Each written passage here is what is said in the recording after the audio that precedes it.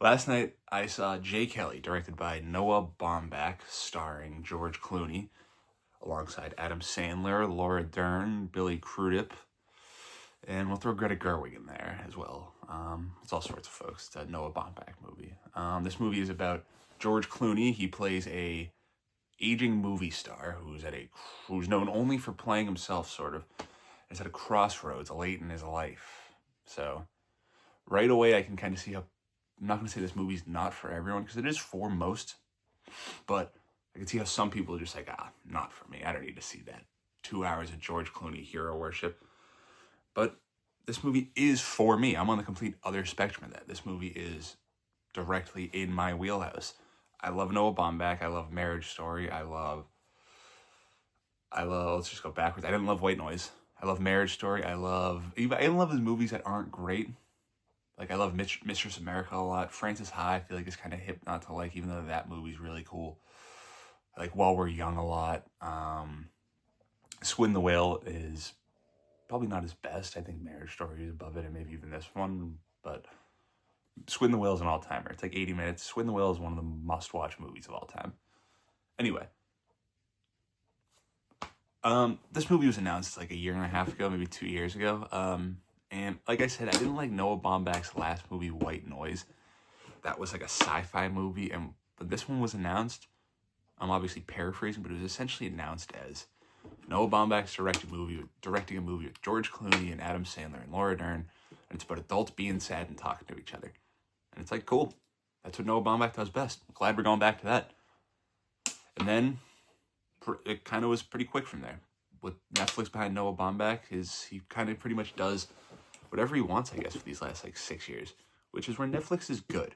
Netflix gets a lot of crap, as it should, for all, the terrible movies it makes, all the awful stuff it pumps out there.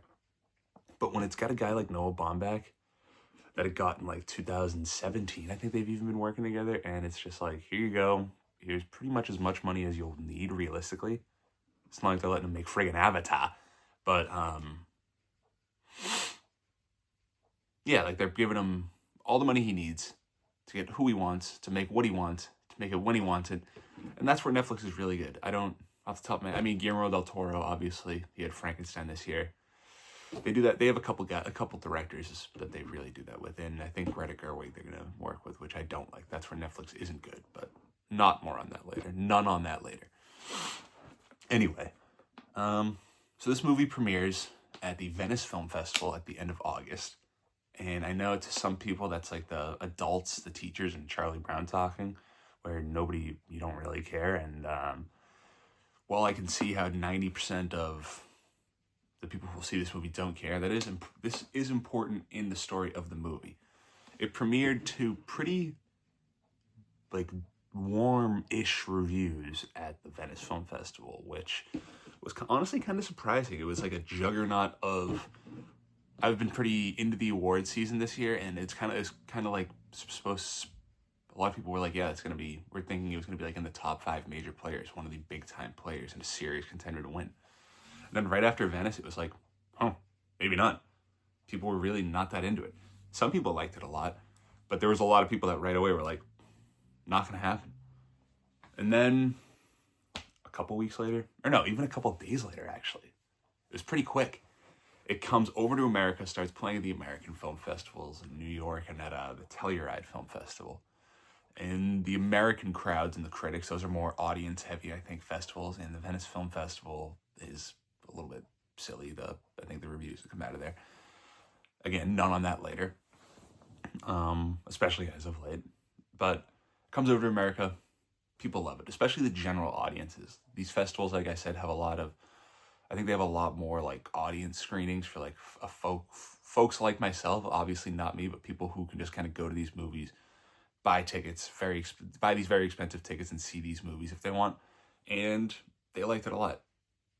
They liked it a lot more than the Venice crowd. And it was like, all right, hype train's back up.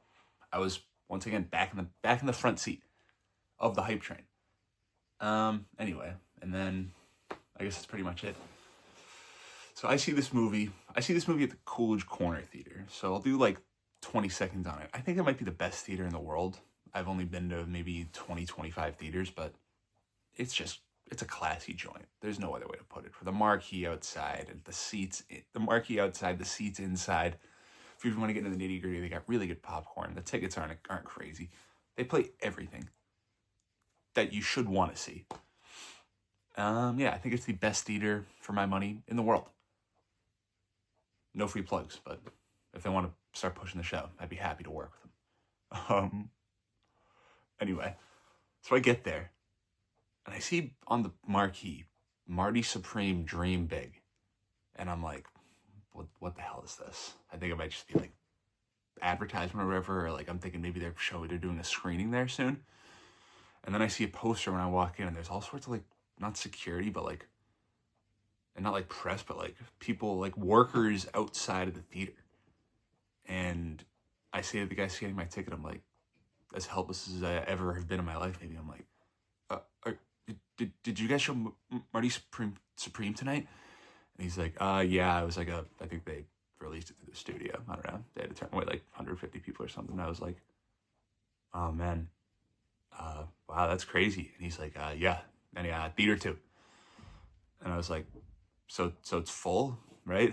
Kind of chuckled. He's like, I don't know, man, I'm pretty sure it started like 7 o'clock, and it was like 9:40. So I'm like, So I walk by the theater, I hear the music pumping out, and I think it's literally the second it ended. It's like a 2-hour and 40-minute movie. I'm walking in there at 9:40, and people are walking out with the biggest, dumbest smiles on their face, running to the bathroom. And that's like a test that I really never paid attention to. If people are running to the bathroom after a movie, that means they were holding it they're obviously holding it, and that's when a movie is great. That's what it was like for One Battle After Another. It was like a mob scene to the bathroom. And so I say all this to say I was so mad walking upstairs into the theater.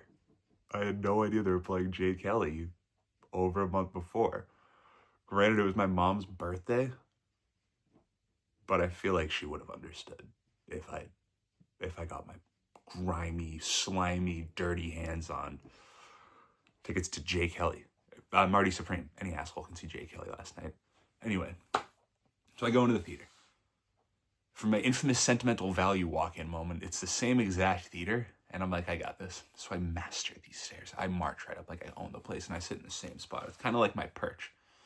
And it's really only because I've been right on time. I've walked in right as it started, or a minute late both times, so I can't really be picky about a seat. But it's a really nice theater. Anyway, this is not about that. I already pumped Coolidge Corner. I already hit my quota. All right. So the movie starts, and it's Noah Baumbach. Like I said, his movies are mostly kind of just about adults kind of being sad and talking. So they're not the grandest stage, and they're mostly like, he's maybe the best writer in Hollywood. I don't want to go ahead and say it, but for my money, he's maybe the best. So, but then for this movie, he switched, again, this is Peanuts adults talking. He switched cinematographers to the guy who worked on First Man, I believe Babylon, La La Land, guy who's done some really big movies. And you can see, I say that because you can see it in the first shot, really. It's just like, it might be the best shot of Baumbach's career. I don't know if there's better, there might have been better shots in this movie.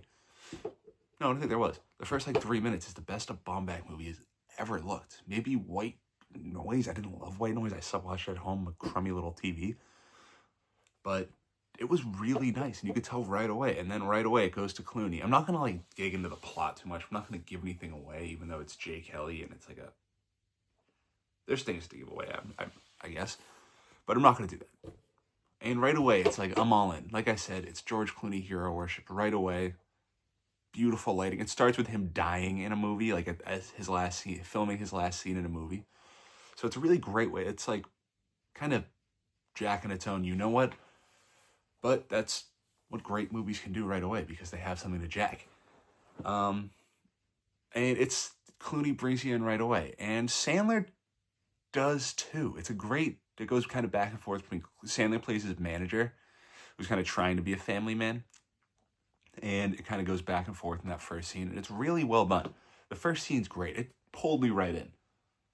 And then I'm not going to say I was taken out of it at any given moment, but over the next, the 2-hour and 15-minute movie, over the next hour and say 40 minutes, I liked it less. And I liked this movie a lot ultimately, but I want to get into what I didn't like as it was going first. First of all, like I said, Noah Baumbach is like one of the best writers for this movie. They give out these little books at the movie, so I'm not gonna not say the co-writer's name. He wrote this movie with, God damn it, come on, Emily Mortimer. So this is the second time in his career that he's written with an actor. He started writing with an actor while he was married to another woman. The last time it was a actress by the name of Greta Gerwig, and they actually ended up getting married. So hot seat of the week, Greta Gerwig. Kind of watch her back with Emily Mortimer. Anyway, all in good fun. Emily Mortimer, if you're seeing this, or Noah Baumbach, I mean no ill will, of course, and I apologize.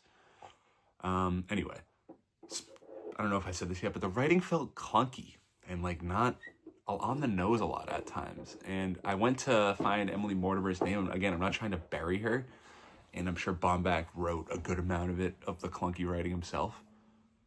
But there was some really great parts, but even in the scenes that were great, there was also some really annoyingly on the nose moments. And I don't know, it just didn't feel like,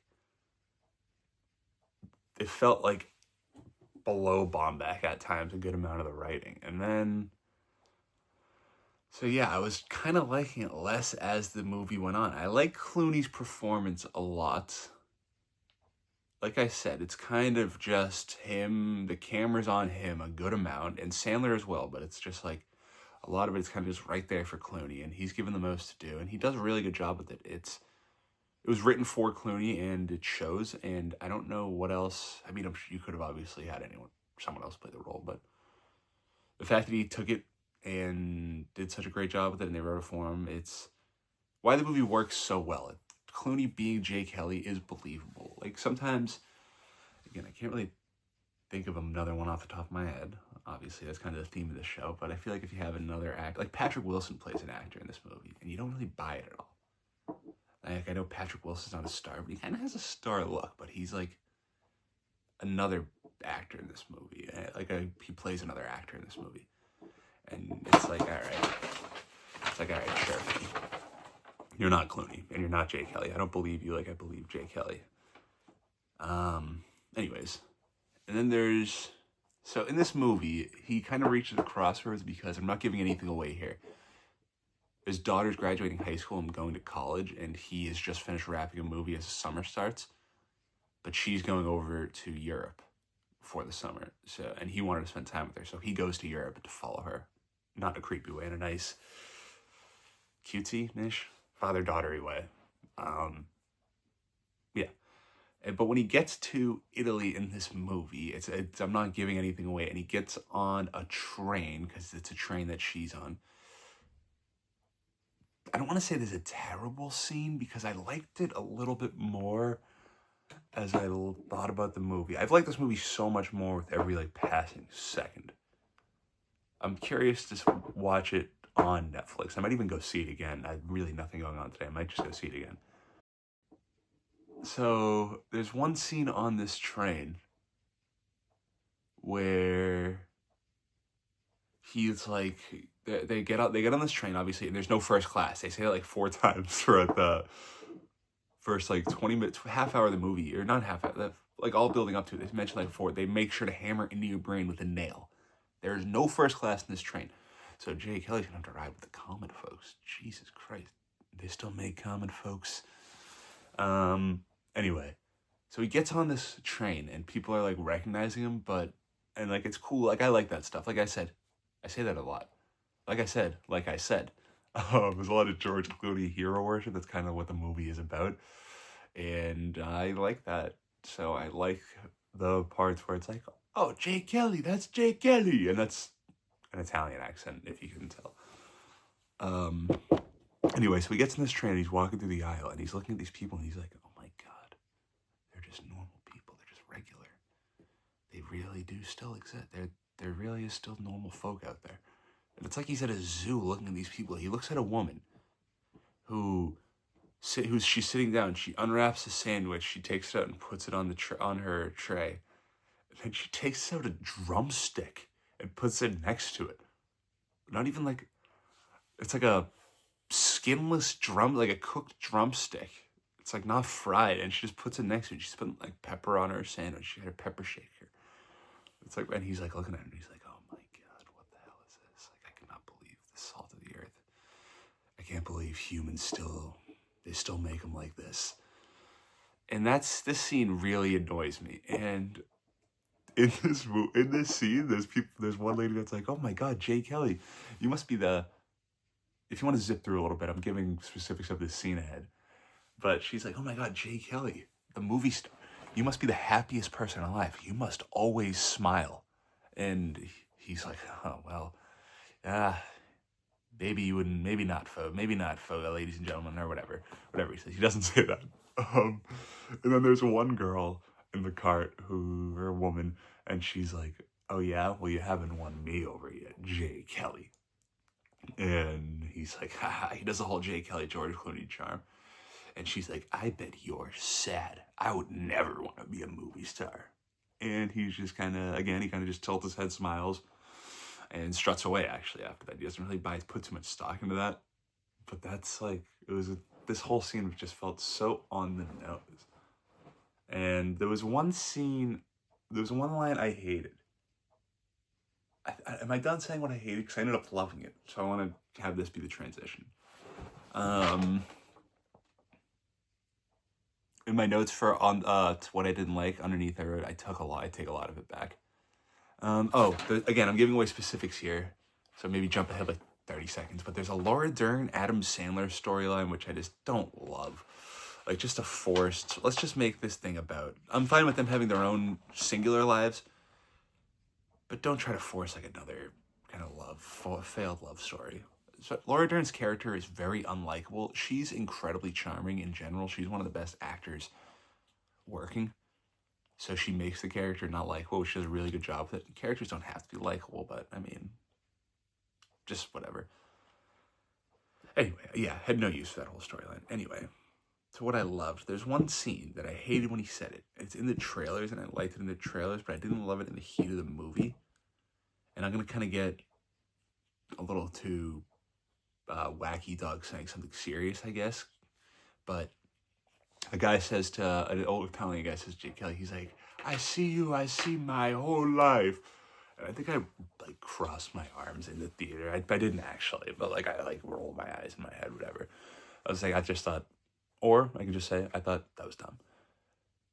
But I thought about it on the way home, and it was in that little flippy book, that little picture book they gave me, flipping through my picture book like a baby. And it's a on the nose line, but I really do like it because it is true. When I see George Clooney, I do see my whole life. I see myself watching Ocean's 11 in 50 different stages of my life. I see myself watching it with my family in my living room. I see myself watching it alone in my room. I see myself going through the Ides of March. I'm just kind of nitpicking. Literally the first movie I thought of for your favorite Clooney movies, the Ides of March, folks. And I watched it like last week at work, but it's just, you see Clooney, and it does. I'm young, and there's a part in the movie, again, I'm getting kind of wacky dog, where Clooney and his daughter are talking, and she's talking about how she's smarter than him, saying all these facts, and he says, anyone can say facts. I've lived life, or something like, I know emotion. And I thought about that line with that old Italian man saying, I see my whole life. I just kind of like doing the voice. Like I obviously haven't lived long enough, but when you see a movie star, you do kind of see your whole life. Like more with Adam Sandler, it's silly, but I used to see watching Billy Madison and like Big Daddy as a kid, again, in my living room with my family. And then watching Grown Ups in a crowded crummy Patriot cinemas. And then I'm trying to think. And then seeing Uncut Gems on Christmas Day and going to see Hustle in an empty theater in Randolph. You see these movie stars, and that's why we love them. That's what this movie's about. Not really.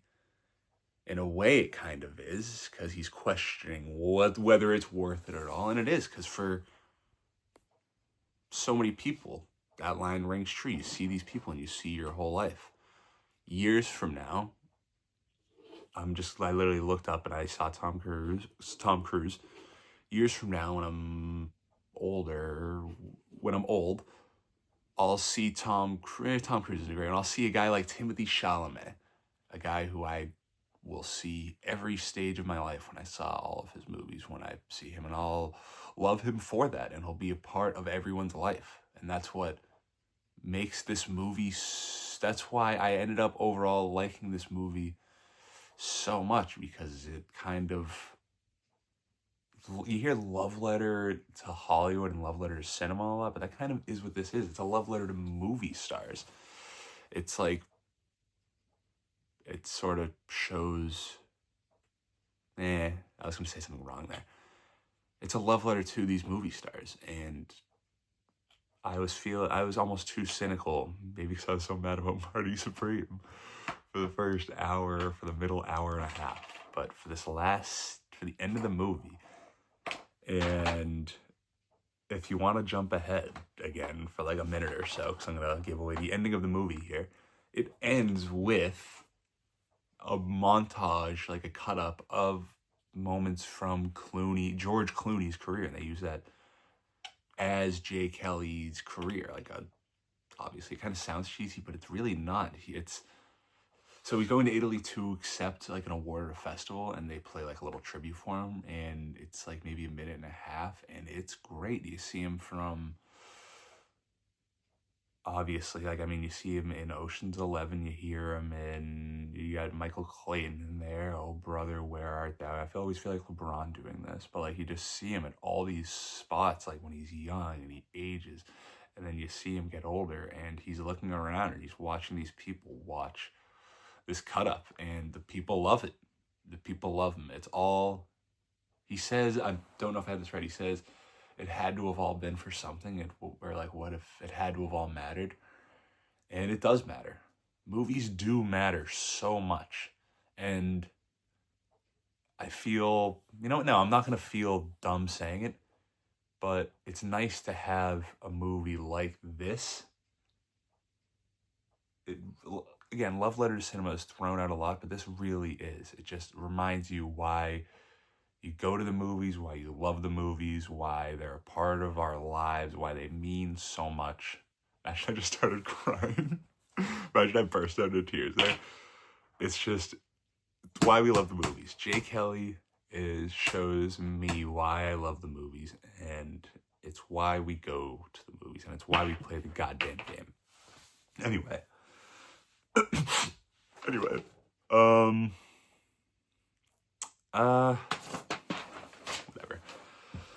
So yeah, I guess that's kind of it for my whole thoughts on the movie. And then going on to the Oscars chances, it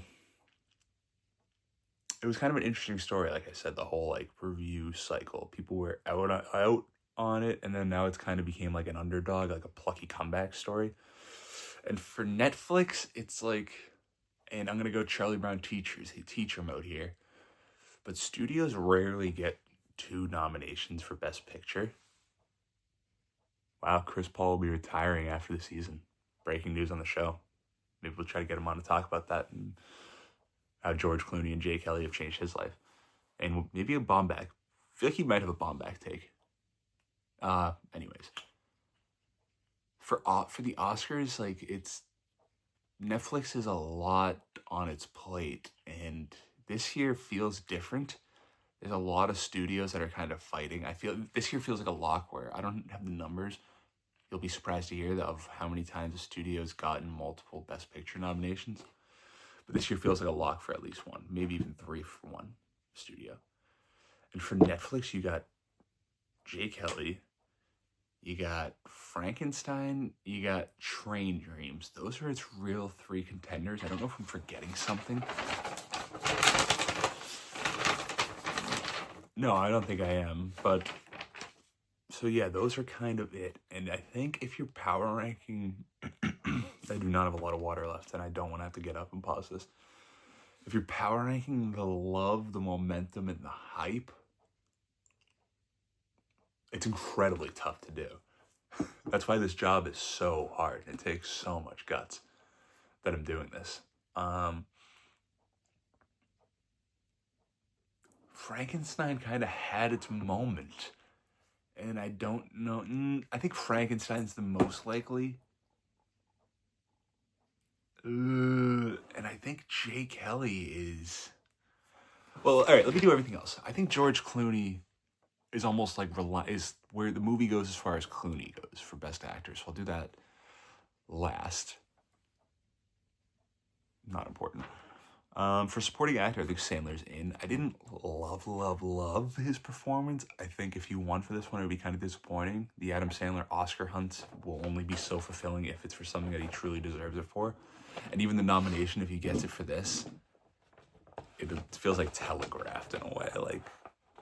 Like when the movie was announced almost, it was like, yep, it's gonna have, like, here it is. And then now it's like, oh, yep, here it is. And I wish there was, I would much rather Benicio del Toro and Jacob Elordi get in. I haven't seen Paul Mescal and Hamnet, but I feel like that's obviously a lot to get in as is Sandler, but I think I'll like that more. So I'd be surprised. And I also like the two performances in Sinners as well, the supporting performances there. Delroy Lindo and Miles Catan. And I'm sure there's a million other supporting performances. I just didn't, it's not one of the 5 best, but Adam Sandler will get in. So for the folks at home, congratulations. Adam Sandler will be an Oscar nomination. We will be an Oscar nomination, well said. For director, he's just not going to get in Baumbach. It's incredibly well directed. It's his best directional work, but that's just not how the game goes, folks. There's just too much else in front of him to get in. Like, I feel like there's 4 locked nominations right now. And then there's like 2 or 3 guys fighting for the 5th. And he's like the 4th or 5th guy fighting for that 5th spot. He's like 8th, 9th, or 10th in the whole rankings. Yeah. And for screenplay, I think it's like a lock to get in.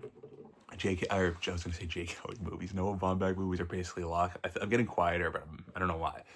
Jay Kelly movies... Noah Baumbach movies are essentially a lock to get nominated for Best Screenplay. I don't know if White Noise did. I think it might have. It was adapted, and it was like a quasi-pandemic year. Sort of. But... And it might have just been a weak year for adapted. That can happen. It's not the... No, it is a really strong, actually, year for original. It's a really strong year for movies, anyway. But I still think it's a lock for that, for screenplay. And then back to actor. We got Chalamet's in, DiCaprio's in, and Wagner Moura's in for The Secret Agent. And then that 4th and 5th spot, I feel like there's going to be 3 guys, ultimately. Ethan Hawke. Uncle Mo's almost been lost there. Momentum is kind of gone for Ethan Hawke, but it's not the kind of thing that needs a ton of momentum. I think he will get in, or I don't know if he'll get in. I think Michael B. Jordan and George Clooney and Ethan Hawke are the 3. And I would not be surprised anyway for those 5. I would be surprised if Jesse Plemons, I'd be shocked if Jeremy Allen White. I would not be overall shocked if Jesse Plemons or The Rock got some momentum. And I would like for Will Arnett to get momentum. But again, this is not the Oscar show, this is the Jay Kelly show. So if I'm putting like a percentage on it, it's so lame, but I feel like it's like 50-50 Clooney gets in. And so I think that makes it a less of a chance Jay Kelly gets in. And then Jay Kelly having less of a chance also, I feel like, might lower George Clooney's chances. So I think momentum is behind Ethan Hawke and Michael B. Jordan. And Clooney kind of needs to pass those, or Jay Kelly really needs to clearly pass Frankenstein for this movie to be a major player at the Oscars. And that's all I have to say about that. So overall, what do I got here? Overall, yeah, I'll just wrap it up. It's kind of been long enough. This movie is really charming. I really enjoyed this movie, and I think it is really charming. It's a big Noah Baumbach movie. If you've seen any other Noah Baumbach movies and you enjoyed them, sans White Noise, I think that you will enjoy this one at the least. I could see how some people won't love it. Then again, I think that it's just an incredibly likable movie. My biggest problems were, I think I had said, a little too cynical and just kind of, I think if you see this movie without walking past a movie theater that just played Marty Supreme, and I'm not even going to give away what I think the ending credits song is because I'm so mad just even thinking about the song pumping through the doors.